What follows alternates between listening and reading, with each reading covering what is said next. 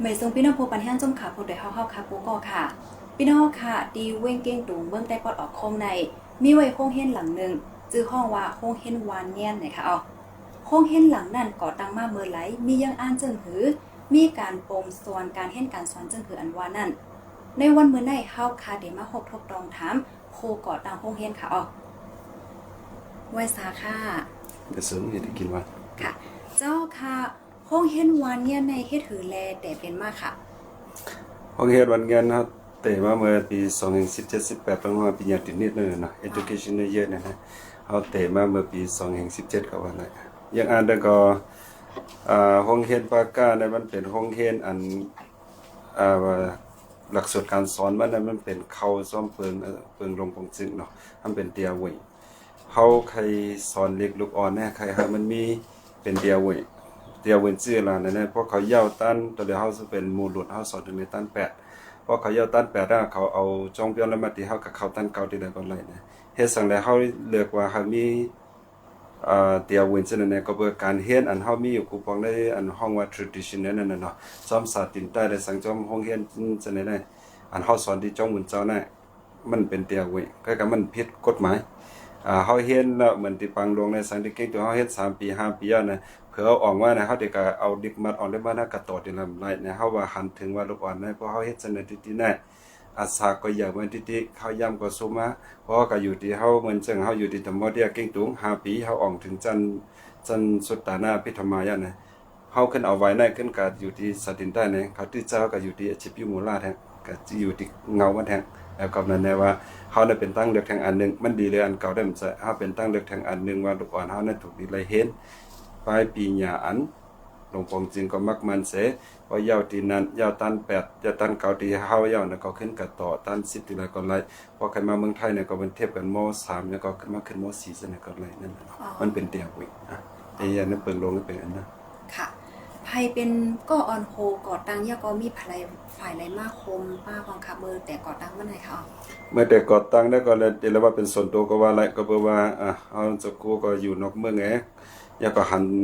อันเจ้าอันอ้อยก็กันฮู้จักเนาะเหมือนจังลอยลงพระหิตาเลยสั่งหลายๆทีเลยสั่งเนี่ยหันเขาเจ้าเฮ็ดเอาก็ว่าตั้งเมืองใต้ปอดออกโค้งแน่มีนั่นแหละก็ในเฮาถูกดีเลยเฮ็ดนั่นแหละก็นั่นแหละก็มาเตะก็มาเตะในการห้องเฮ็ดนั้นมันจะการก้อนเร็วเลยเนาะเฮาก็เลยมาหาเกาะหาก้อนอันมีน้ำใจเหมือนกันอุบตั้งผู้อยากก้นหลงในตั้งปอดออกโค้งซะเนี่ยเฮาที่เลยเฮ็ดถือเติมปังถึงเจ้าชาเจ้าก็ลงเขาซะเนี่ยก็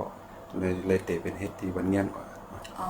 ค่ะเดี๋ยวเลยว่ามือแต่มันได้ก็อยู่ดีศูนย์โดเจ้าคู่แอากาศเสนาเลี้ยงใต้เหี่ยวก็ว่นไอเดียอันนี้ออกมาไหนคะเนาะก็จะวนเอาก็จะยำหันเพิ่นก็จะนั่นน่ะเนาะหันเพิ่นก็ใจก็วนมาก็มาเฮ็ดแล้วก็เลยมาปรึกษาหาทีมงานหาอ้อยก็อ้อยเสจอยกันเฮ็ดหาที่หาตั้งมันนั่นน่ะอ๋อค่ะเฮ็ดหือแลแต่ว่นไลแต่ได้เปิดห้องเฮ็ดเนี่ยค่ะเจมเมินไลจึงค่ะเพราะว่าซื่อๆก็มันติดที่ตัวเฮาเนาะจักก็เป็นคนแต่คนสาธิตเก่งตุงเฮาก็ออกมาเฮ็ดเลขที่ลอยก่อมายันกรุงไงมาเฮ็ดที่ศรีลังกาเมืองไทยนี่เสแล้วก็เลยมีโอกาสก็อยู่ที่วัดไทยที่ลอนดอนเนาะอยู่มาบ่หิม10ปีจังได๋เฮาก็อาสาก็ใหญ่มาให้เฮาก็วนน่ะเนาะบ่อยู่นอกเมืองเฮาที่อยู่จังได๋ตัวบ่ตายอยู่เมืองเปิ้นในตัวบ่ตายเฮาบ่ได้มีโอกาสเฮ็ดเล็กเฮ็ดหลายเนี่ยเฮาที่ปอกมือจอยขึ้นเมืองเฮานะเฮาที่เฮ็ดเสียเนี่ยการเล่นสุดก็เลยขอตอบว่าเฮาถูกที่ปอกมือเนาะปอกมือเมืองเฮาอันเฮาหมอได้เพราะว่าซื่อๆมันเฮาอยู่นอกเมืองได้มันเหมือนดังไผเต็ดเนี่ยบางทีมันแรงเนี่ยเฮาก็ตายก็มันทูซะเหมือนจังที่อังกฤษเนี่ยที่ลอนดอนเนี่ยมันเฮาก็แถมก็มันเปิงกันมีเฮาก็ย่อมมีเฮาก็มันเปิงกันเมืองเพิ่นขึ้นยาก็บ่มาอยู่ที่วันนอกเมืองเฮาหมอกไผเตียนอ่อนเฮาเนี่ยก็มันมีเฮาเมกเชงนั่นน่ะเนาะมันเฮ็ดให้ลองมีลองแหลกหลายอีกนึงในวนซะได้ก็ปอกมาก็บ่ปอกมาติดมาเฮ็ดอีสังในปานมันก็มีการเฮ็ดทั้งสังขารนั้นเป็นปริยัติศาสตร์ที่ใต้เหมือนจังตึกเด็กสอนธรรมจังได๋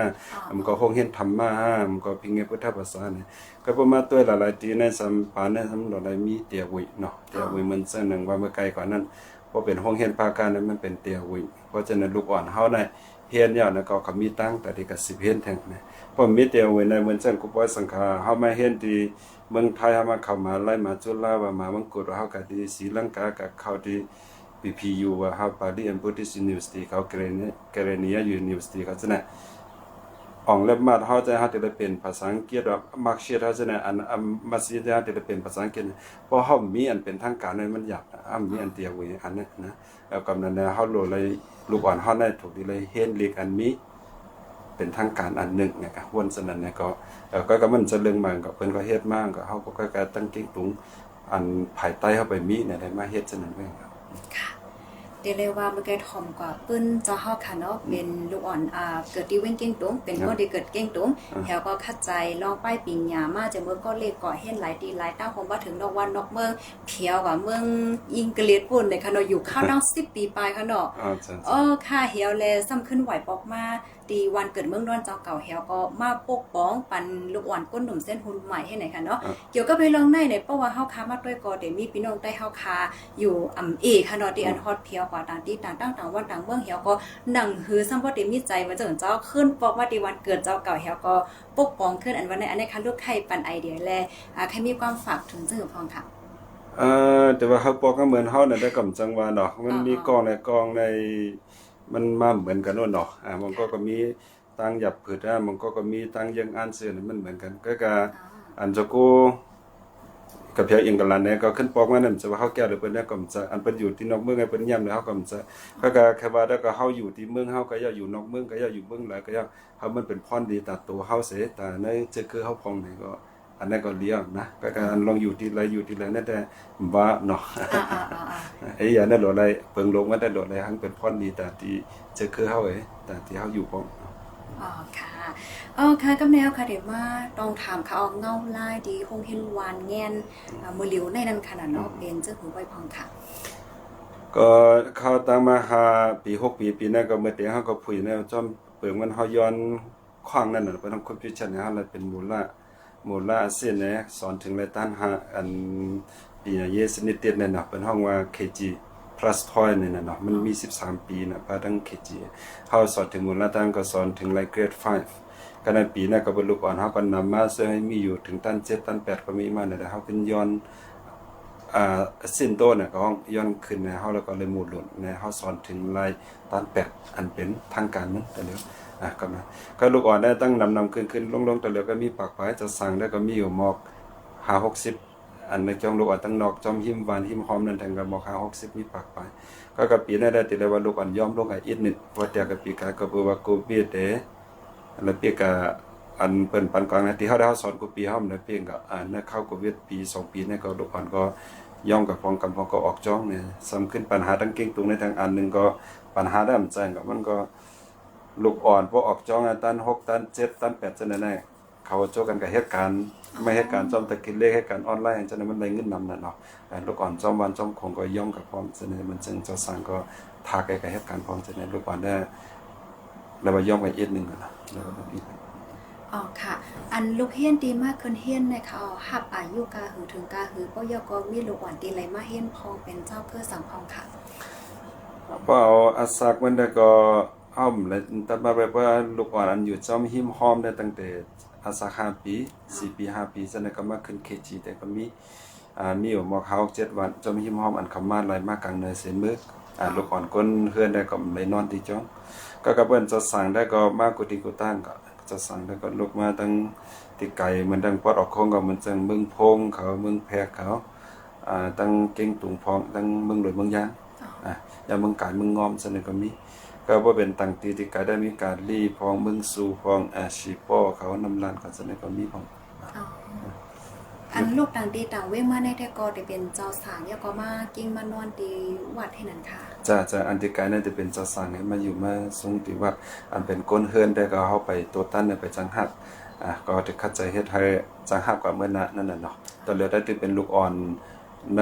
หิมหอมนั่นก็กันค่ะอันลงการใช้จ่ายค่าลูกเจ้าค่ะไปถึงคงค่าจ่องให้ซื้อเงินค่ะก็ลูกอ่อนมาคือเทศอันที่เก็บได้ครับเลยเก็บสั่งที่ลูกอ่อนตั้งแต่ลองกินลองยำได้สั่ง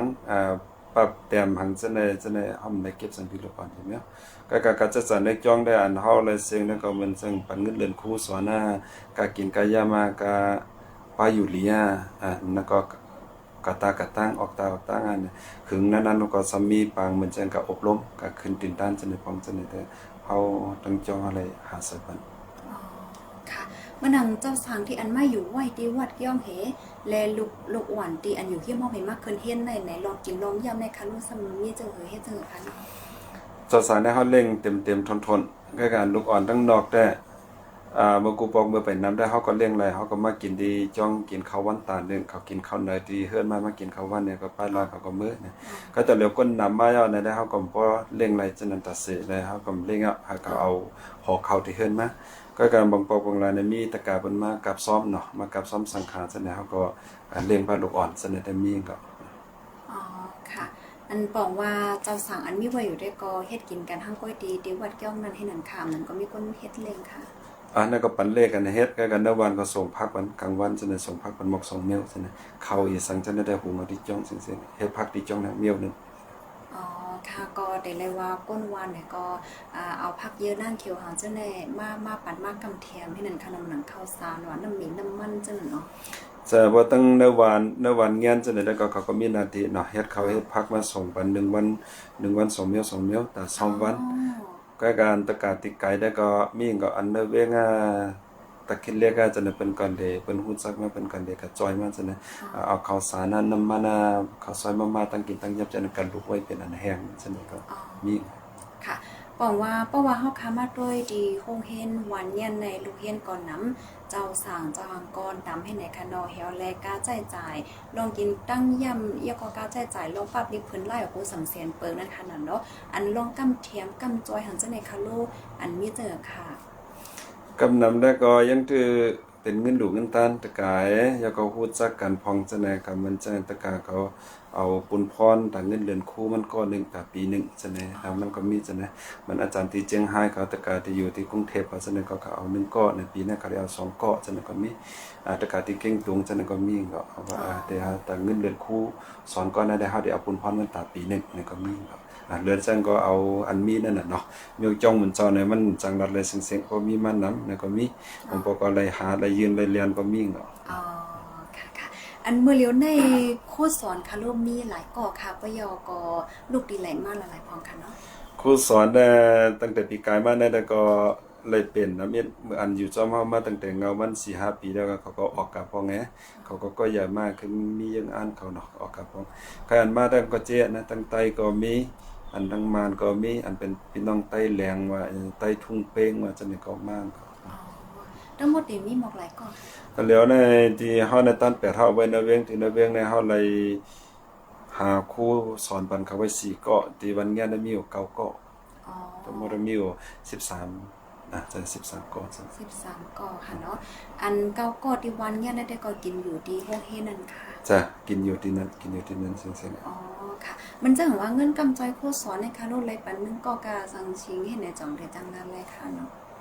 เวลาก็กำเบิ่งแค่โคซะยันก็ปันก็บ่แค่เปิ้งกันซะยาทั้งปุ่นปันก็เฮาก็ทั้งปุ่นของเสกยิงนั่นน่ะเนาะอยู่จอมมากินจอมเฮาไปอยู่หลีจังได๋ก็เฮาก็จอยแทนพองเพราะเขามาเมื่อเหลเฮือนในสังมาบาดสังจังได๋ก็เฮ็ดบินว่ากะจังได๋ก็เลยจอยแทนพองอ๋อค่ะก็บอกว่าครูสอนที่อันมาสอนก็แต่เป็นครูสอนที่มาเลยนำใจก็มีนั่นขนาดเนาะมีใจฮักนะสิ่งเฮ็ดก็มาจอยป้าที่เป็นเฮ็ดนั่นค่ะเนาะมีอยู่ผมมีน้ำใจได้ก็เต็มอัพอยู่ไรให้ในเฮาเป็นวันดอกกันเนาะนัดเทือนน่ะสำรุปว่าอันครูสอนกำพองกันไปพวกก็ใหญ่ยาวจันสิว่าตึกขึ้นเอาไว้ติดตะกัตัวจะในว่าสักมกสร้างเศร้าไปจะในอีเอสกันเนี่ยก็เลยถือเลยว่าเขาเสียสละก็เนาะมาอยู่ในเทือนฉะนั้นเฮาได้เฮาเต็มตัวเต็มใจเฮาก็เหลวน่ะเนาะเฮาเหลวแต่มึงเหนือเฮาเจียนะเฮาเต็มตัวเต็มใจก็อยู่ในเทือนนั่นน่ะอันเขาได้เขามาบ่ายจะนั้นกันเลยว่าเขามีน้ำใจไว้ใจเนาะมีน้ำใจอ๋อค่ะอันปงสอนปันให้ข้าวเจ้าค่ะอันปงสอนปันภาษาปงสอนปันจึงหือหลายๆปยกอันไว้เป็นหลักในเป็นจึงหือค่ะเนาะปงสอนปันได้ก็แปลว่าเหมือนว่ามันก็มันเป็นเตียเว้นนะเฮาก็แล้วจอมหลักสูตรของปีอาเยเขาแค่มันสิก็เลยเฮ็ดปันซะนั้นอันนั้นได้เป็นพื้นฐานมันก็แปลว่าลูกอ่อนอยู่จอมเฮากินจอมมันน่ะเหมือนจังนั้นลิกใต้เฮาว่าลิกไทยว่าสำขึ้นลองปืนพุทธปืนพลาว่าธรรมะจันเฮาว่าพื้นฐานมันจังนั้นแหละเฮาก็ตัวสายปันเฮาก็ตัวลูกอ่อนจันละจันนั้นเพื่อไปมอลิกใต้ก็สายปันลิกใต้เพราะเป็นเจ้าสังก็ลมกรรมาลองสวดลองห้องจังได๋พงเฮาก็ตัวสายปันก็เป็นลูกอ่อนอยู่จอมเฮาเนาะอันนั้นบ่เอาพื้นฐานมันก็เป็นปึงของ ลงปงจึงสิงๆอ่ะ อ๋อ อันนั้นก็ลาทั้งอินนึงได้ก็ยังอันนั้นก็ให้ใครมันเป็นเตียเวเนาะ อ๋อ ใครมันเป็นเตียเวก็การหนังคือลูกอ่อนที่แขนในเฮาใครสอนก็เป็นตั้งกิ้งตูมือกูพอเขามีห้องจ้องในขาวจ้องในขาวเป็นคอนเวนซ์เนาะลูกอ่อนนี่ตั้น7ตั้น8ก็เป็นหมออังกฤษจังนึงนะยังอ่านแต่เฮาก็ว่าโรงเรียนปาการนั้นเป็นของโรงเรียนหลวงปองจึงมักมันเสตาก็เป็นมาคุมเฮาแต่พอเฮามีครูสอนลีลูกอ่อนก็อยู่เจ้ามากินเจ้ามาลีกอันนั้นเสียแค่ปันนั้นก็เฮาก็สอนปันเต็มที่เหลือจะหนังคือที่หมออังกฤษหมอลิกไทยลิกใต้ทางนั้นเฮาใส่ปันก็มันผิดจังอันนั้นมีที่เฮาปัญหาแต่ละเฮาเฮ็ดแล้วเนี่ยก็ไปเฮ็ดไรก็คือว่าเฮาได้ขาดครูพอเฮามีครูสอนเนี่ยเฮาก็เฮ็ดไรเนี่ยได้ก็ยังอานาดก็ใครให้ลูกอ่อนน่ะอยู่ที่เฮาว่าจันเนี่ยเพิ่นอองจัน1เขาก็อองจัน1เพิ่นอองจัน2เขาอองจัน2เป็นยาวตัน10เขาก็ยาวตัน10ก็ว่าอยู่ที่เฮาเนี่ยเขาเรียกเขาก็เฮาก็เขาหมอปืนเฮาก็เขาฮู้ลงภาษาพุทธภาษาก็เป็นไรว่าเฮาสอนบันอังกฤษอะไรดีๆเนี่ยก็เขาก็อังกฤษเขาก็ดีเลยลูกอ่อนนั้นอยู่ที่โรงเรียนหลวงปองจึงโยๆยังอ่านเฮาได้เป็นอันนั้นน่ะมื้อก็จะเหลือได้ไปเฮ็ดอะไรถึงจันนั้นก็ ค่ะมันหนังลิกได้ฟิงได้ปืนใต้ในคาโรเจ้านั่นได้ก็มีอยู่ค่ะ มีเหมือนเสนังจะสั่งมาไปมอลิกใต้เนี่ยก็เขาอยู่ต้าน3ต้าน4ก็เขาอยู่เขาก็ขึ้นหาข้าวยำใส่บันหากับมอลิกใต้ขึ้นสอนเป็นลิกใต้แทงเจอมอลิกใต้เนี่ยเพราะเขามีเหมือนจังเหมือนเจ้าอันมอลิกไทยมันแทงในมือเนี่ยก็เขาก็ขึ้นสอนเป็นลิกไทยแทงฉะนั้นก็ใส่กันหมดเนี่ย ค่ะเดเลยว่าลูกอ่อนดีมากขึ้นห้องเฮียนดีวันเนี่ยในเลอเสไลเฮียนห้องเฮียนอันเข้าจ้องเปิงตั้งการของโลกอจึงยาวก็เดโคแทงลิกได้ลิกไทยปื้นใต้ห่างจะในมาแทงจอมตั้งน้ำที่นั้นขนาดเนาะ จะยังอ่านเขาก็เป็นนั่นน่ะหนึ่งก็เพราะว่าพอมาตัวโรงเรียนเนี่ยได้ลองหลักสูตรมันได้เป็นของหลวงปงจึงก็ลองจัดการให้เฮาเลยจัดการนั้นก้อยลองที่อยู่ที่กินเลยสังลองเฮ็ดโรงเรียนเลยสังลองกระจายจ่ายครูสอนจะให้เฮาเลยหามันก้อยเฮาเลยเฮ็ดอันก้อยเพราะว่าซื่อๆก็เพราะหลักสูตรได้เป็นของหลวงปงจึงเพราะการจัดการได้เหมือนของ private school เหมือนของพวกคลิกะกำนั้นนะก็เฮาขึ้นเอาสังว่าแถมใส่เป็นกบาสังเฮาตัวว่าลูกอ่อนเขากึ่งรีโมสังกึ่งรีเลยผู้อีสังแล้วก็เฮาก็หามาใส่เป็นก็เป็นสัง ค่ะลูกอ่อนดีมากเฮียนในกองเป็นใต้กำนำค่ะน้องมานำพี่น้องเจ้าคือหังจะเลยจอมมีค่ะ ที่เฮาได้ที่เราเป็นใต้กำลังก็ประมาณหิมฮ้อมก็ที่เป็นวันใต้จะสั่งลูกที่ไกลมากก็เป็นใต้ก็มีพร้อมกับเหมือนจังลูกอ่อนอาคาพองาลาหูพองาเนี่ยลูกอ่อนอันพี่น้องประลองเขาจะได้ก็มาเป็นจะสั่งมาขึ้นเฮ็ดจะได้ก็มีก็ อ๋อค่ะเดี๋ยวเลยว่ามาขึ้นโฮงเฮียนดีเดียวกันมีลงแจกแพรเจ้าคือว่าสังวาให้ในนั้นขนาดเนาะ เฮาจับเพชรได้ก็มีเฮาก็ไว้เป้งกันก็ไว้ว่าที่ได้พวกลูกเฮ็ดเนี่ยก็สอนเป็นลูกเฮ็ดอันนั้นเป็นไต้หวันนั่นเป็นประลองอันนั้นเป็นมูเซนะฮะได้ห้อมได้จักกันนะนั่นเป็นลูกเฮ็ดก็ไว้เป็นลูกเฮ็ด อ๋อค่ะยก็มือเลียวค่ะเนาะพี่น้องๆเขาค่ะฮับถอมยก็โอ้สนใจเอาใครเอาลูกหลานกว่าขึ้นเฮียนก็ว่าไหนเพราะว่าใครเอาลูกหลานกว่าขึ้นเฮียนค่ะรู้ซ้ำเดี๋ยวเลยเฮ็ดจะถึงมีคับตอนจะถึงพร้อมค่ะ ขั้นตอนได้ก็มีสังกัดกับสิมาก็การลบไว้เป็นปิกจองอันนั้นน่ะเนาะลายเดือนไว้เดือน3มาร์ชเดือนมาร์ชนั่นต่อถึงในเดือนจุนนั่นน่ะเนาะวันตั้งเดือนจุนนั้นเฮาฮับนะก็ให้ฮู้ไว้มันก็จะสั่งเมืองเฮาของแคมอลิกใต้เอาหน้าแคมอลิกไทยลิกมันจะได้มาจะอันที่เฮาได้เฮาเลยสอนซั่นนั้นทั้งก็ตัดเฮาสอนให้เป็นจันมันสอนให้เป็นจันทั้งเป็นเตียวเว้ยก็พอไงใครยังอ่านแคมออังกฤษได้มันก็แคมอลิกมาในมาซั่นนั้นมันจะตีมันที่นั่นน่ะเนาะเขาสอนให้เป็นจันเพราะว่าใครเฮ็ดเป็นเตียวเว้ยเป็นจันถึงตัน9ตัน10อยู่ที่เฮาถึงตัน8ตัน9ก็10เฮ็ดต่อที่เมืองมานำก็มา10เฮ็ดต่อเมืองไทยจังได๋แต่อันนั้นเป็นที่เฮายังอ่านในเฮ็ดปัน อ๋อค่ะก็ฮับกูปีค่ะเนาะ ฮับกว่าปี อ๋อค่ะ อันที่ห้องเฮียนในเหมือนจังว่าเพราะว่ามีลูกหลานลูกอ่อนสนใจเนี่ยก็กวาดมานั่งกวาดตังเลยกูปีอันลูกเฮียนเต็มอ่ะหังจังได๋ค่ะรู้จักมีล็อกห้องขังค่ะจังได๋เลย อันที่อยู่ได้ก็ที่อยู่สังขารที่อยู่ได้เฮาก็คัดใจอย่าไปให้มันป่นหมก80หมกปากนั่นก็เพื่อเป็นที่อยู่ที่นอนนั่นน่ะเนาะก็อันอยู่ช่อมหิมฮอมได้เฮาก็ได้มีกันตัดว่ามิลลิเมตรมันว่ากันจะได้เฮามีอันอยู่ในจ้องได้เฮาคัดใจอย่าไปให้มันป่นปากได้ก็ก็เพื่อว่าที่อยู่เฮาก็บ่เมื่อนามาที่อยู่เฮานำมาลองเร่งรู้เฮากลุ่มทนมาได้เขาก็คัดใจให้มันมีน้ำอ๋อค่ะเอาค่ะมาเร็วแน่ก็จังหนังที่เฮาค้าคู่กันค่ะเนาะเมืองโฮมตุมก็ ยึดอาณาค่ะเนาะไหว้เสียยึดอาณาวันเมืองมาในคาลูในจังมันมีลงหลักไล่สังจังมีลงตุ้มยวนอีหังค่ะดีโฮเฮนค่ะ ก็ลองอันการเมืองแต่ก็เต็มพอมีลองตุ้มเตอสังก็การตุ้มเตอนั้นเป็นยอกากโควิดนั่นเอาตัวก็โควิดมานะลูกอ่อนจอมวันจอมของตติกามาหากันก็หยาบเสแล้วก็สำคัญมันก็อาศักยามาจองก็เป็นเปิดอะไรก็เหตุการณ์แบบจังได๋ไอ้เฮ็ดจังได๋ในลูกอ่อนเฮาอันอยู่ตัน7ตัน8จังได๋มันออกกับเหตุการณ์ไปได้เนี่ยมีจังได๋ก็ลองกันเบิ่งเต้ๆได้บ่มาเตอก็เพราะว่าเป็นลูกอ่อนนั่นน่ะเนาะคงเฮียนเฮาก็สำเป็นวันนอกไกลทั้งอินมันบ่เป็นซั่น ค่ะมันจังหนังว่าเมื่อเหลียวไปบางมีโปโต้การหากินเลี้ยงต้องหยาบกล้าขายก็เหมือนเป็นการอันนั้นก็เหมือนเป็นการให้นั้นขนาดเนาะโควิดเฮ็ดตั้งนึงเงาลายหลายเจ้าหลายเบิ่งเฮ็ดตั้งนึงให้ไหนบอกว่าลองกำจอยลองตั้งกินตั้งยำสอนจังได๋ก็ได้ครับจังได้ครับก้นต้มยำสังค่ะ แต่ได้ว่ามีผลพ้องโคของมันก็กาขึ้นมาเพิ่นก็ลาดน้ำมันก็กาข้าวสารก็กาจังได๋เพิ่นก็ลาดมาก็กาถึงที่พวกขาดกันแล้วบ่จังเลี้ยงดูกันได้ก็มีครับก็เฮาก็คัดแปลงใจนั่นน่ะเนาะเอาว่าประหยัดนั่นน่ะเฮ็ดถือยาก็แห้งเฮามีก็คือเฮาที่หาบก้นก็คือนึงก็เฮาตัวเฮ็ดนั่นน่ะเนาะคราวนี้มันก็นั่นน่ะลองยกการได้สังลองการเมืองได้สังนี่ก็เฮาก็ลดตัวแห้งเฮาสิเฮ็ดก่อน ค่ะเอาค่ะอันเพราะว่ามาด้วยค่ะตั้งแต่เปิดมาก็ค่าตั้งหลายปีค่ะเนาะต่อถึงมือเลี้ยวในอันเจ้าหันถึงว่าอันเฮ็ดสร้างได้ออกมาเฮ้มีลองหั่นใจนะจ้มเสื้อน่ะเนี่ยมีจังของค่ะ เพราะว่าห้องเฮ็ดว่าเงี้ยแล้วก็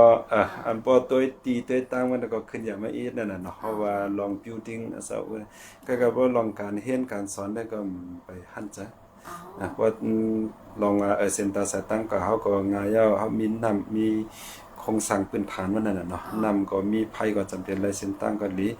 ซาอูมันก็มีมาจังได๋แต่ก็แต่ว่าหั่นจะเปิ้นก็ฮู้จักนำมาตะกาก็ฮู้จักนำมาจังได๋หั่นจะการสอนในห้องเรียนก็ยังไปเลยหั่นจะเตะก็เพราะว่าเฮามันไปมีครูอันอยู่มันกึมๆมันเตะๆเส10สอนกันตามๆกันก่อนซั่นนั่นน่ะเนาะบางพอครูมาที่เฮาถังก็จะอยู่หึงเขาซ้ำอยู่หึงในบางพอเฮาสอนก็ขึ้นตินตาเนาะสอนก็อบรมตั้งในตั้งนานนะคำอยู่เขาเมื่อก็ไปได้ก็การสอนก็ขึ้นเหมือนขึ้นมาเต็งเงามันขึ้นซั่นน่ะอันนั้นเป็นลองอยากเขาอยากได้ในปัญหาลงครูเฮามีอันก้นอยู่ปันคือแม้เฮ็ดให้มันอันจันมันสูงมากนั่นน่ะเนาะค่ะเพราะนั้นครู่ที่อันมาสอนที่ห้องเฮ็ดในอันอยู่คือสุดในหมอกหลายปีค่ะเนาะก็อย่าพออันอยู่คือสุดในหมอกกลางค่ะอันอยู่หึงสุดได้ตั้งแต่เฮามาป่วยอยู่เจ้ามาต่อถึงปีป่นมาได้ก็มี5ปี3ปีก็มี5ปีก็มีเหลือจังนั้น1ปี2ปีก็มีบางก็มาจอย4 5เดือนก็มีซั่นน่ะจังหวะนั้นก็ยังอันเขาก็มีต่างๆนั่นน่ะเนาะค่ะเพราะเหมือนเจ้าหนังก้นหนุ่ม5อำนั้นก็ภูมิน้ำใจค่ะเนาะแลใจสวนว่าสังวาในใครกว่าจ้อยสวนว่าสังวาในคันนุดังคงเห็นจ่องหับค่ะ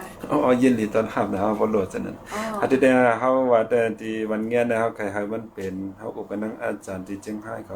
เฮาแค่เป็น learning center อันนึงทั้งตับลูกอันใต้ทั้งปอดออกคงตอนเหลือได้มันเป็นภาคการนะก็มันเป็นเดียวเว้นไว้ก็เมื่อนามาเฮ็ดเป็น vacation เนี่ยเป็นสารพัดช่างอีสังก็ไล่ที่เรียนว่ามีหมอก2-3ภาคเอกะนำก็เรียนเฮาใครเฮามันเป็นส่วนการเฮ็ดฮู้ของใต้เฮาอันนึงก็ตอนเหลือเนี่ยเหมือนจังว่าซื่อๆก็เฮาก็อยู่ก็โตก็เร็วนั่นมันจังก็เฮ็ดอะไรกูเมียวนั่นน่ะเนาะพอมีคนมีน้ำใจมีเจตนามีปลายวนดีๆมาโฮมกันเฮ็ดในนึงกันจงพออยู่ให้เฮาที่มาปกป้องสิน้องเด็กหลายและสังลองการเฮ็ดกินหาเล่งต้องเลยสังกูเมียวนั่นน่ะเนาะอันทุกก่อนเฮาเมืองเฮาโหลดเนี่ยเฮามาโฮมกันเฮ็ดก็หลายยินดีต้อนรับค่ะหับตอนกูก็มาที่จำที่ไกลตั้งเมืองแล้วก็หลายประมาณนั้นค่ะเพราะว่าใครเป็นโคในสมัครมันไว้จังเหรอค่ะแต่ละมีนำกัดจังเหรอแต่ละยาวจันสางให้ไหน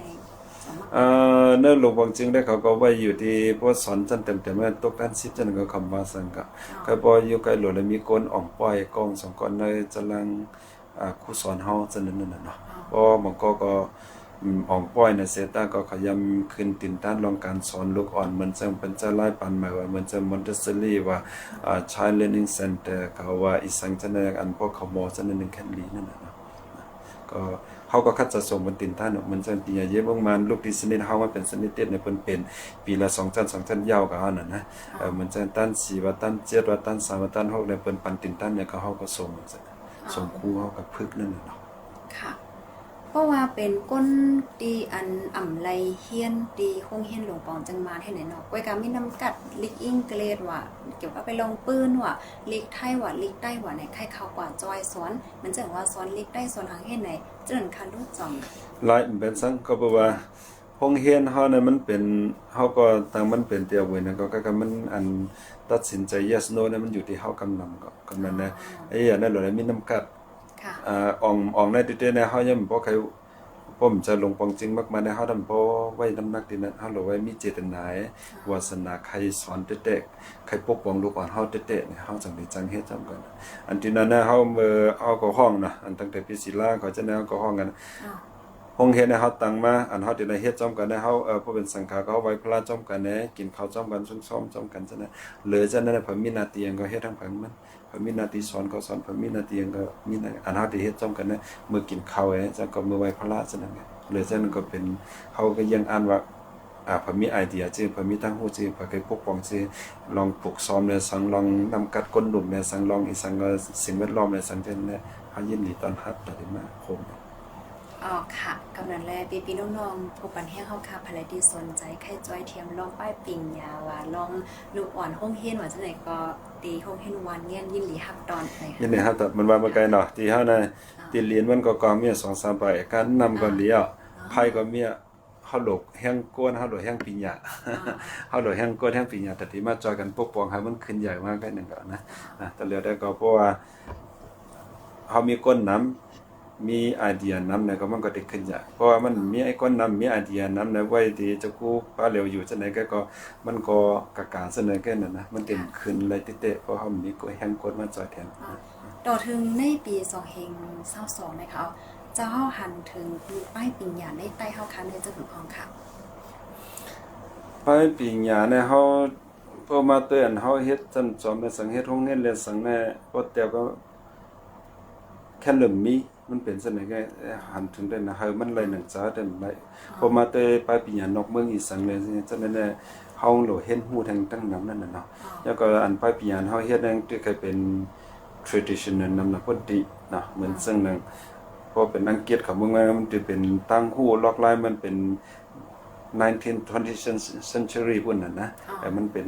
ฟอร์มเหมือนมันนำนะพอมาได้ลูกอ่อนแต่เหลือในบนเมืองไทยและสังจันจอมเปิ้นผู้เวนนะครับพอเลยปีกกับพองก็มีอะไรขายบนเมืองเคก็มีก็เปิ้นสัง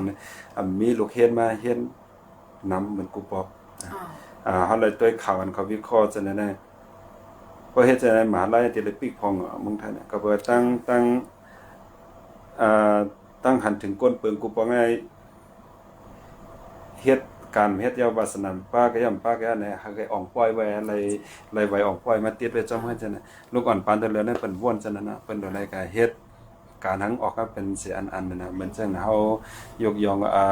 สตีฟจ็อบส์เขาว่าบิลเกตส์เขามาร์คซักเคอร์เบิร์กเขาจะเปิ้นยาวจันจองก็เปิ้นมีไอเดียเฮ็ดนะลูกอ่อนตะเหลือเมืองไทยก็เขาก็เฮ็ดจังนั้นเขาติดหลายประหยัดนะเขาก็ใครเป็นสังใครมอสังเขาฮู้โตก็ไว้ก็คัดใจหานะอันเฮาเนี่ยที่เป็นเฮามาจอมฟอร์มเมอร์เป็นสายเป็นจันนั่นนะก็ตีงนั่นเนาะโอกาสมันสิ่งแวดล้อมหิมพอมมันเหมือนกันเนี่ยก็มันจังว่าก็จุดจะได้ก็เฮาก็โลได้หาล็อกไล่เฮ็ดจื้อหาลูกอ่อนเฮาบ่คนหันตัวเก่าเสิเขาป้าวาสนาเต้ๆเขา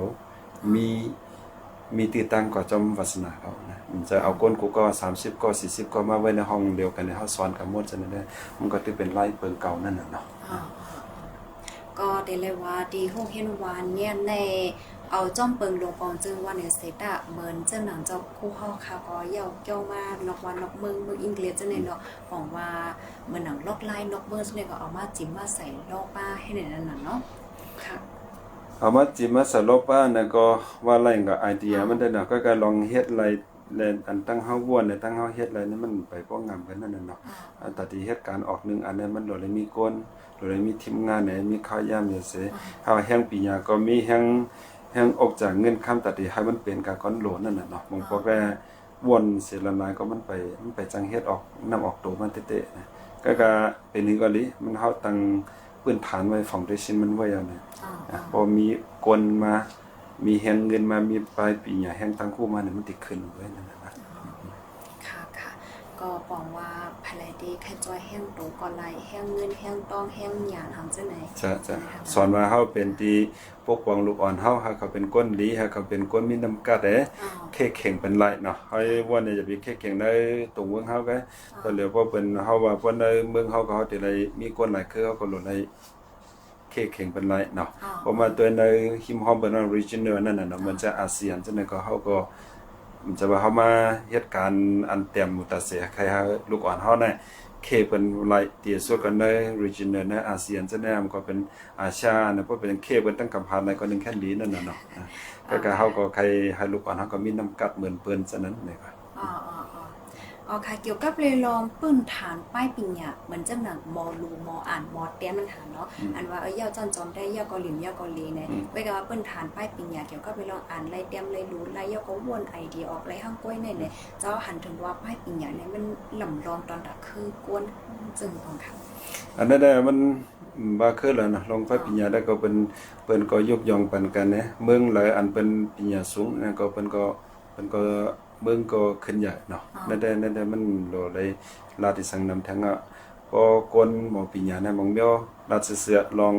ปืนใต้เฮาแลสังลองลีกใต้เฮาแลสังลองอีสังเนี่ยพอกวนเฮาฮู้นำเรือนั่นเรียบเฮียนนำเรือนั้นมองเดียวเฮาโหลดเทงกันเนาะอันเฮาเถียงกันกูว่าน่ะก็บ่มันฮู้ถึงตีเลยเถียงกันไงมันเหมือนเฮาหันลูกอ่อนหิมกันตอนนั้นเย็ดกันในหิมกันนะเฮาเป็นก้นหลวงเฮาฮู้น่ะมันมีกาคันนะเฮาก็หิมซ้ำกันนะตั้งฮู้บางแม่ลองปืนใต้และสังลองลิกใต้และสังอันก็เอามาเตรียมไว้มาเถียงกันว่าน่ะก็เพิ่นเรียบเฮ็ดถึงตีไงพอเรียบเฮ็ดถึงตีนั้นมันโหลดเถียงกันบางแม่ค่ะ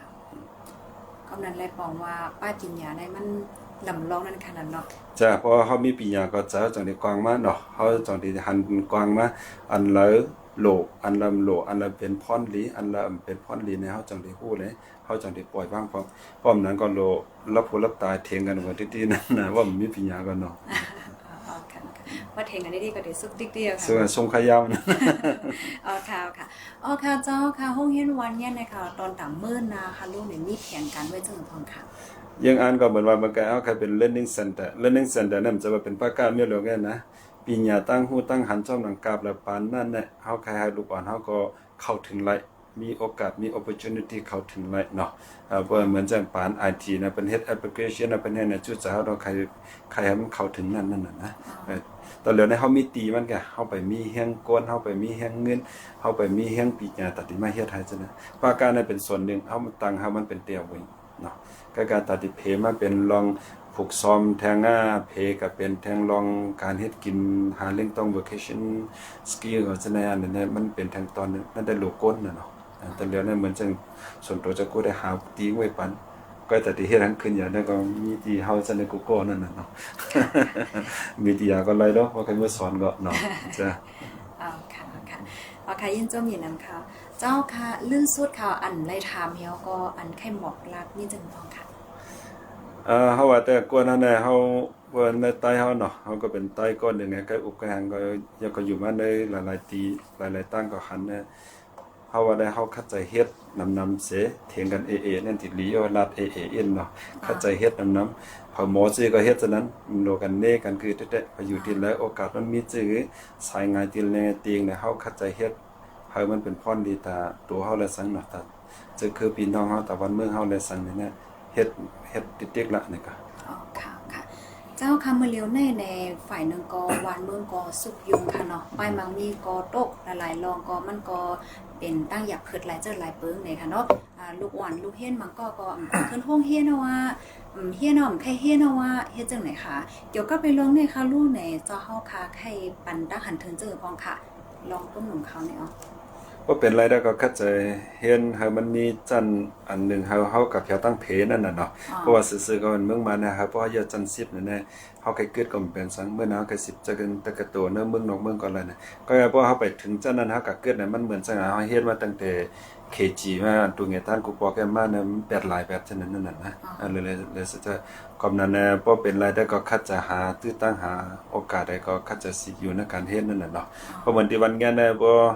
พอมองลวน30อันว่าอย่าผืดเด็ดๆนั่นมีติตั้งเฮ็ดใครมาเฮ็ดเนี่ยมอก30ก็จะได้เฮา5ปานใด แต่เหลียวได้เฮา